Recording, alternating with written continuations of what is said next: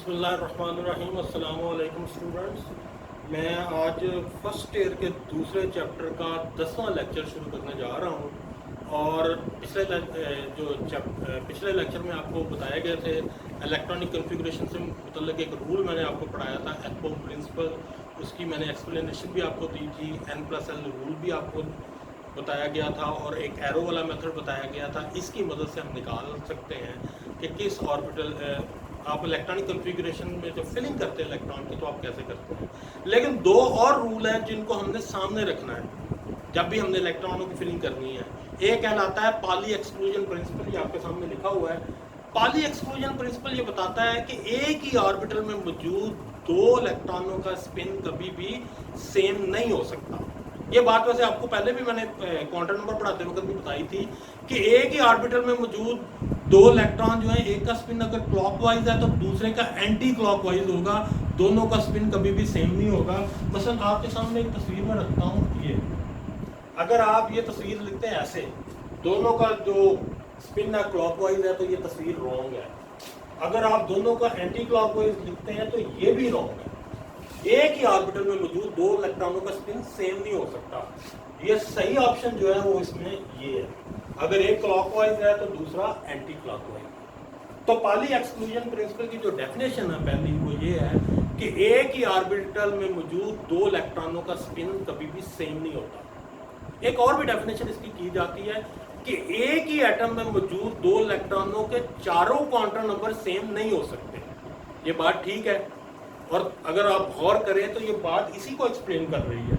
मसलन एक ही एटम में दो इलेक्ट्रॉन हैं जिनका प्रिंसिपल क्वांटम नंबर सेम है, ऐसी म्यूचुअल क्वांटम नंबर भी सेम है, मैग्नेटिक क्वांटम नंबर भी सेम है, तो उनका स्पिन क्वांटम नंबर सेम नहीं हो सकता। अगर देखा जाए तो बात तकरीबन वही है जो मैंने आपको पहले एक्सप्लेन कर दी है कि एक ही ऑर्बिटल में मौजूद दो इलेक्ट्रॉनों के स्पिन जो है वो सेम नहीं हो सकते। तो आपने जब इलेक्ट्रॉनिक कॉन्फ़िगरेशन लिखनी है इलेक्ट्रॉन्स की तो याद रखना है, इस रूल को भी आपने ज़हन में रखना है। एक और रूल भी है इसको आपने ज़हन में रखना है, उसे कहते हैं हुंड्स रूल। देखें जी,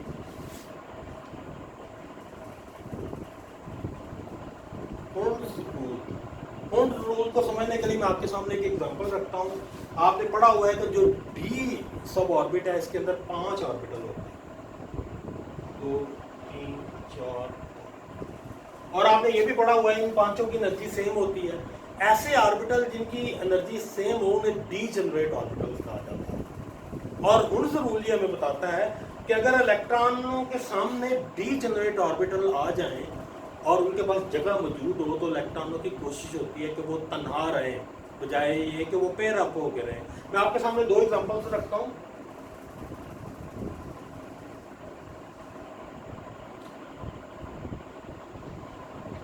ये ऊपर वाली कॉन्फ़िगरेशन गलत है, 3 इलेक्ट्रॉन है, 5 ऑर्बिटल हैं और मैंने यहाँ पर पेयर अप कर दिया है। नीचे देखें इलेक्ट्रॉनों ने तन्हा रहना पसंद किया है। तो हुंड्स रूल हमें ये बताता है कि अगर इलेक्ट्रॉन फिलिंग करते वक्त अगर इलेक्ट्रॉन के सामने ऑर्बिटल आ जाते हैं डीजेनरेट ऑर्बिटल और इलेक्ट्रॉन के पास गुंजाइश भी है तो उनकी कोशिश होती है कि वो तन्हा रहें बजाय ये है कि वो पेयर्ड अप होकर रहें। तो ये इसकी आपके सामने एक एग्जांपल आ गई है हुंड्स रूल की। तो आपने इलेक्ट्रॉनिक कॉन्फ़िगरेशन के 3 रूल्स पढ़ लिए हैं, एक एप्पो प्रिंसिपल पढ़ा है, एक आपने हुंड्स रूल पढ़ा है और एक पाली एक्सक्लूजन प्रिंसिपल पढ़ा है। एप्पो प्रिंसिपल चूंकि सब ऑर्बिट की एनर्जीज की बात करता था तो सब ऑर्बिट की एनर्जीज निकालने के 2 तरीके मैं आपको बता चुका हूँ। एक इन्वर्टेड एरो वाला फार्मूला मैंने आपको बताया है और दूसरा मैंने आपको बताया है n+l रूल। वो बड़ी डिटेल से मैंने आपको करवा दिया है कि इलेक्ट्रॉन कैसे फिलिंग होगी। अब हम ऐसे करते हैं कि हम आपकी किताब में जो सबसे बड़ा एलिमेंट दिया हुआ है जिसकी इलेक्ट्रॉनिक कॉन्फ़िगरेशन लिखी हुई है वो कैल्शियम है। तो मैं कैल्शियम की इलेक्ट्रॉनिक कॉन्फ़िगरेशन आपके सामने लिखता हूँ तो आपको ज़रा जज होगा कि इलेक्ट्रॉनिक कॉन्फ़िगरेशन लिखते कैसे हैं। तो देखें जी ज़रा,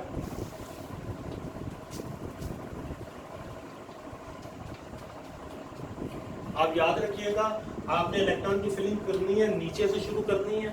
ऐसे ऑर्बिटल जिनकी एनर्जी कम होती है पहले आप इलेक्ट्रॉन उनमें फिल करते जाएं।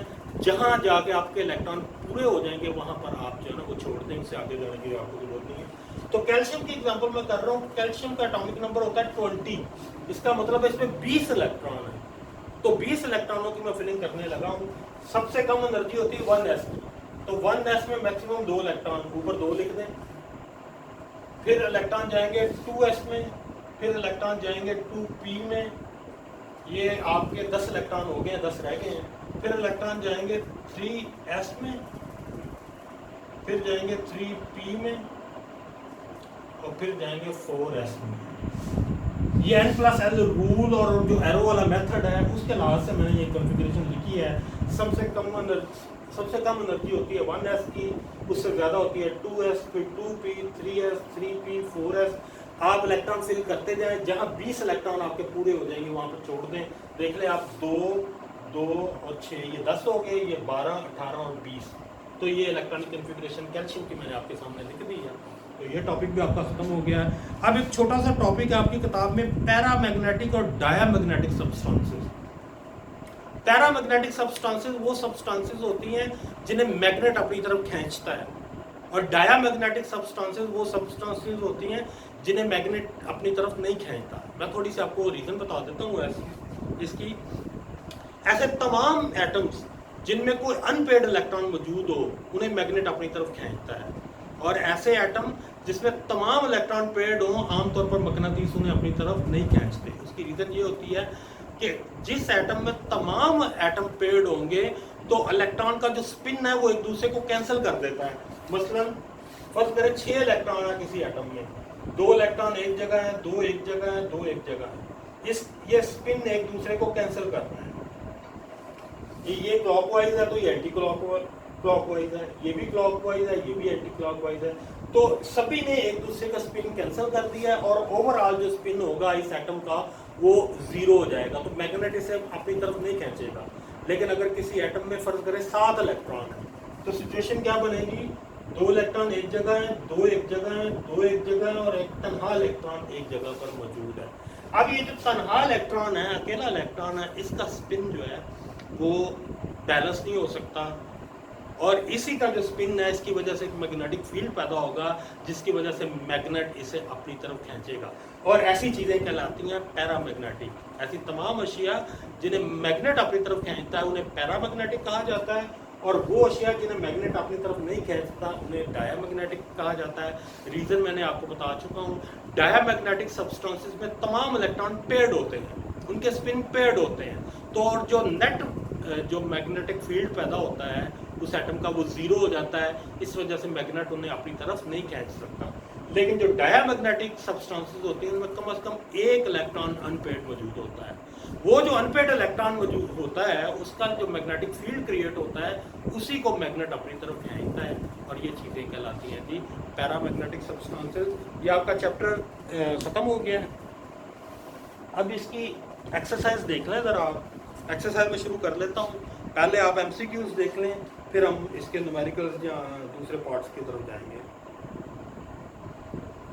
पहला इसका MCQ है जी, wave mechanical model of atom depends upon, नीचे लिखा है जी de Broglie concept, uncertainty principle, Schrodinger wave equation, all of the above. असल में बात यह है कि ये सारे क्वांटम मैकेनिक्स के कंसेप्ट हैं। आपकी किताब में ये गलती है, वेव को काट के आप क्वांटम कर रहे हैं, तो फिर ऑल ऑफ द अबव आएगा, क्योंकि ये जो तीनों साइंटिस्ट लिखे हुए हैं ये क्वांटम मैकेनिक्स के साइंटिस्ट हैं, ये वेव मैकेनिक्स के नहीं हैं। तो और तो कोई ऑप्शन भी नहीं है, 4 ही ऑप्शन है। तो ऊपर वेव को काट के आप क्वांटम कर लें, और नीचे आपका ऑप्शन डी करेक्ट है, यानी ऑल ऑफ द अबव। आगे देखें जी, question number 2, for which species Bohr theory does not apply. आपने पढ़ा हुआ है कि बोहर कंसेप्ट जो है वो अप्लाई होता है सिंगल इलेक्ट्रॉन सिस्टम पे, और नीचे जितने भी ऑप्शन दिए हुए हैं, हाइड्रोजन भी सिंगल इलेक्ट्रॉन सिस्टम है, He+ भी सिंगल इलेक्ट्रॉन सिस्टम है, लिथियम+2 भी सिंगल इलेक्ट्रॉन सिस्टम है, बी में 4 इलेक्ट्रॉन होते हैं। तो ये बी जो है, डी ऑप्शन, इस पे आप बोहर थ्योरी को अप्लाई नहीं कर सकते। क्वेश्चन नंबर 3 पर आप आए, from the discharge tube experiment it is concluded that, ये 4 ऑप्शन दिए हुए हैं, इनमें से जो बी ऑप्शन है ना, मैटर कंटेन इलेक्ट्रॉन्स, ये ठीक है, क्योंकि डिस्चार्ज ट्यूब एक्सपेरिमेंट में आपको पता है हमने इलेक्ट्रॉन ही डिस्कवर किया। क्वेश्चन नंबर 4 देखें जी, when an electron of charge E and mass m move with the velocity v about the nuclear charge Z d in circular orbit of radius r, the potential energy of electron is given by, ये आपको करवाया गया वैसे, minus z square over r, b option ये correct है। Question 5 देखें, which of the following quantum number is not obtained from Schrodinger wave equation.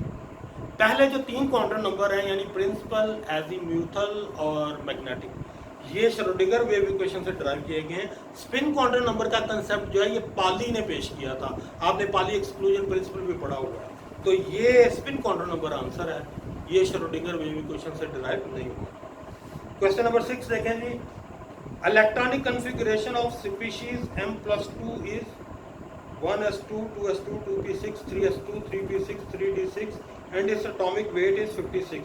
Number of neutron कितने होंगे?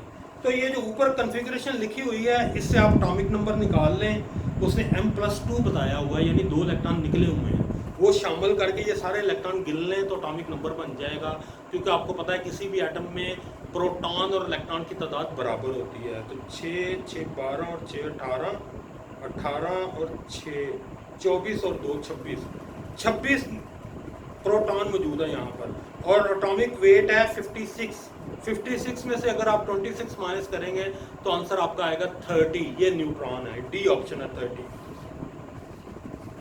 क्वेश्चन 7 देखें, the energy of an electromagnetic radiation is 3 × 10⁻12 ergs, what is its wavelength in nanometer. तो energy को wavelength में बदलने का formula आपको बताया गया है, आंसर मैं डायरेक्ट आपको बोल देता हूँ, डी ऑप्शन है 662.5, ये हमारा करेक्ट ऑप्शन है। क्वेश्चन 8 देखें, ये हुंड्स रूल अभी मैंने थोड़ी देर पहले आपको बताया है, उससे पूछा है कि कौन सा ये फिगर, उसने 4 दी हुई है, कौन सी फिगर है जो गलत है हुंड्स रूल के मुताबिक। तो ऑप्शन सी में अगर आप गौर करें सारे इलेक्ट्रॉन उसने पेड किए हुए हैं, हालांकि खाली जगह भी मौजूद है, तो सी ऑप्शन जो है ये रॉन्ग है। 9th देखें जी, which one of the following statement is not correct. इसमें जो डी ऑप्शन है ना, the radius of first Bohr orbit of hydrogen, ये आपको बताया गया है 0.529 एंगस्ट्रॉम, ये आपको पढ़ाया गया है, लेकिन यहाँ पर लिखा हुआ है 2.116 × 10⁻⁻8 सेंटीमीटर, ये रॉन्ग है क्योंकि ये आंसर है 0.529, उसको मल्टीप्लाई कर दे 10⁻⁻8 से।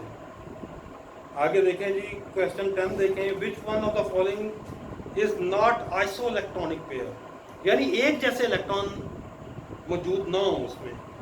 ऑप्शन 1 में देखें, मैग्नीशियम के 2 इलेक्ट्रॉन निकले हुए हैं, इसका मतलब उसके अंदर 10 इलेक्ट्रॉन मौजूद हैं, और बेरिलियम के 2 इलेक्ट्रॉन निकले हुए हैं तो इसका मतलब उसमें 2 इलेक्ट्रॉन मौजूद है। तो पहला ऑप्शन तो आपका ये है, ये दोनों आइसो इलेक्ट्रॉनिक नहीं है। बी में देखें, नाइट्रोजन -3 और ऑक्सीजन -2, नाइट्रोजन में 7 इलेक्ट्रॉन होते हैं, अगर आप 3 इलेक्ट्रॉन दाखिल कर दें तो उसमें 10 हो गए। ऑक्सीजन में 8 इलेक्ट्रॉन होते हैं, अगर आप 2 दाखिल कर दें तो ये भी 10 हो गए, दोनों के नंबर ऑफ इलेक्ट्रॉन सेम हो गए, तो ये आइसो इलेक्ट्रॉनिक हैं। सी ऑप्शन देखें, n-2 और O-2, ये इक्वल इलेक्ट्रॉन नहीं है, क्योंकि n-2 में 9 इलेक्ट्रॉन होंगे और O-2 में 10 इलेक्ट्रॉन होंगे, तो ये भी ए और सी हमारे ऑप्शन है जो हमारा आइसो इलेक्ट्रॉनिक नहीं है। डी पर भी गौर करें, वो सेम है, F-1, तो इसमें 10 इलेक्ट्रॉन है, क्योंकि फ्लोरीन में 9 होते हैं, अगर 1 इलेक्ट्रॉन दाखिल कर दें तो F नेगेटिव हो गया, ये 10 हो गए। एल्यूमिनियम में 13 होते हैं, लेकिन +3 लगा हुआ है ऊपर, 3 इलेक्ट्रॉन अगर आप निकाल दें तो ये इसमें भी 10 हो गए, फ्लोरीन में 10 हैं, Al+3 में भी 10 हैं, तो ये भी आइसो इलेक्ट्रॉनिक है। तो ऑप्शन ए और सी जो हैं ये आइसो इलेक्ट्रॉनिक नहीं है। क्वेश्चन 11 देखें, the third line in Balmer series correspond to electronic transfer between which Bohr orbit. आपको बताया गया था कि बामर सीरीज की जो पहली लाइन होती है वो तीसरे से 2 होती है, और दूसरी लाइन होगी चौथे से 2, और तीसरी लाइन होगी 5वें से 2, तो ये 5वें से 2 ऑप्शन बी है, ये आपका करेक्ट आंसर है। तो ये आपके MCQs हो गए हैं सारे। अब जरा शॉर्ट क्वेश्चन देख लें, वैसे तो आपको सारे पढ़ाए गए हैं, अगर कोई नहीं पढ़ाएगा तो वो मैं आपको बता दूंगा, बाकी आप लोगों को पहले ही बताए गए हैं। मैस ऑफ इलेक्ट्रॉन कैसे निकालते हैं, ये आपको 4 to mass रेशो से निकाल के दिया हुआ है, ये आप कर चुके हैं। आगे क्वांटम नंबर है, ये भी बताया गया है, ऑर्बिट सब ऑर्बिट में डिफरेंस है, ये भी बताया गया है। बाकी सवाल तकरीबन आपको करवाए गए हैं, सिर्फ ये एक यहाँ पर ला आ गया है हेजनबर्ग अनसर्टेनिटी प्रिंसिपल, ये मैंने आपको नहीं बताया होगा, ये जरा देख लें ये क्या है। हेजनबर्ग अनसर्टेनिटी प्रिंसिपल जो है ना वो हमें ये बताता है कि एक भी वक्त में इलेक्ट्रॉन की पोजीशन और उसका मोमेंटम फाइंड नहीं किया जा सकता। अगर आपकी उसकी पोजीशन देखने के लिए इलेक्ट्रॉन के ऊपर लाइट फेंकते हैं तो इलेक्ट्रॉन एनर्जी को गेन कर लेगा, उसका मोमेंटम चेंज हो गया। अगर आप उसका मोमेंटम फाइंड करते हैं अंधेरे में तो अब आपने उसका मोमेंटम तो फाइंड कर लिया, अब आपको उसकी पोजीशन का नहीं पता। तो हेजनबर्ग अनसर्टेनिटी प्रिंसिपल हमें ये बताता है कि एक ही वक्त में इलेक्ट्रॉन की पोजीशन और मोमेंटम फाइंड नहीं किए जा सकते। अगर आप पोजीशन निकाल लेंगे तो मोमेंटम अनसर्टन है, अगर मोमेंटम निकाल लेंगे तो पोजीशन अनसर्टन है। इसकी एक मैथमेटिकल इक्वेशन भी है, वो देख लें। Delta x point delta P is equal two is greater than या इक्वल टू एच ओवर 4 पाई, ये इसकी मैथमेटिकल इक्वेशन है। ये है अनसर्टेनिटी इन पोजीशन, ये है अनसर्टेनिटी इन मोमेंटम, और दोनों का जो प्रोडक्ट है वो हमेशा h ओवर 4 पाई से ग्रेटर होती है। मैंने सिंपल वर्ड में भी आपको बता दिया है। अगर आप इलेक्ट्रॉन की पोजीशन फाइंड करना चाहें तो ज़ाहिर है आप रोशनी फेंकेंगे इलेक्ट्रॉन के ऊपर। अब आपने उसकी पोजीशन तो फाइंड कर ली, लेकिन जब आप इलेक्ट्रॉन के ऊपर रोशनी फेंकेंगे तो वो रोशनी को ऑब्जॉर्व करेगा, उसका मोमेंटम चेंज हो जाएगा। तो पोजीशन निकाल ली तो मोमेंटम चेंज हो गया। अब अगर मोमेंटम आप निकालते हैं, अंधेरे में फर्ज करें निकालते हैं, अब आपने उसका मोमेंटम तो निकाल लिया, लेकिन चूंकि अंधेरा मौजूद है, इलेक्ट्रॉन को कोई देख नहीं सकता, तो अब उसकी पोजीशन जो है वो अनसर्टन हो गई है। तो ये है हेजनबर्ग अनसर्टेनिटी प्रिंसिपल कि एक ही वक्त में इलेक्ट्रॉन की पोजीशन और मोमेंटम फाइंड नहीं किए जा सकते। आगे है जी, नेक्स्ट एक क्वेश्चन है 4s 3d से कम एनर्जी वाला क्यों है। तो 4s जो है, 4s और 3d इनकी n+l वैल्यू निकालें। 4 + 0 = 4 और 3 + 2 = 5। आप देख रहे हैं इसके n+l वैल्यू कम है, इसकी एनर्जी कम, तो ये इसका प्रूव है। आगे n+l रूल दिया हुआ है, ये मैं आपको करवा चुका हूँ बड़ी डिटेल से।